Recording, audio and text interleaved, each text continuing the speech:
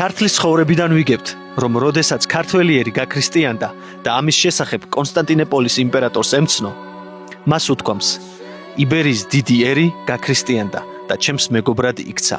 სწორედ ამის შემდეგ საქართველოში იგზავნება სიწმინდეები, ფერხთა ფიცარი და სამსჭვალი უფლისა. სწორედ ამ დიდი ისტორიის ნაწილი არის მანგლისის სიონი, ერთ-ერთი უძველესი ქრისტიანული ცენტრი საქართველოში.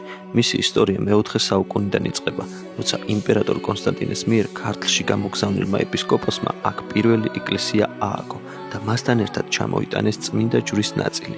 პირველი ეკლესია დღეს აღარ არსებობს, მაგრამ მე-5 საუკუნეში ვახტანგ გორგასალმა აქ უკვე ახალი, უფრო მასშტაბური ტაძარი ააგო.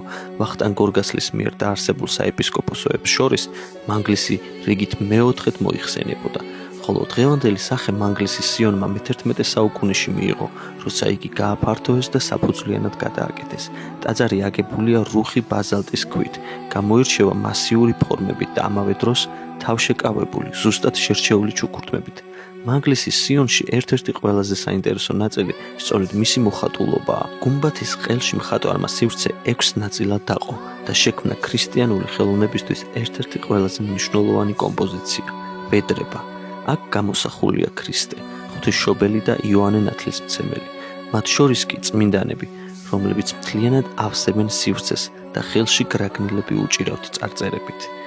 გუმბათის ზედა ნაწილში კი კიდევ უფრო შთამბეჭდავი სცენაა – ჯვრის ამაღლება.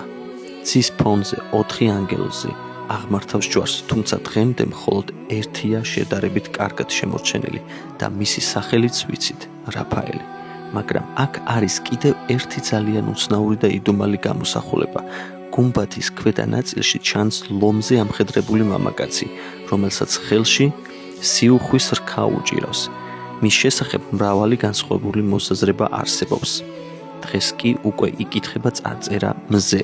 მკვლევარები ფიქრობენ, რომ ეს არის მზის სიმბოლური გამოსახულება, რომელიც ქრისტეს ყოვლის მყრობელობას განასახიერებს. თუ გინდა რომ უფრო მეტი შეიტყო ჩვენი ქვეყნის შესახებ, არ დაგავიწყდეს ჩემი არხის გამოწერა.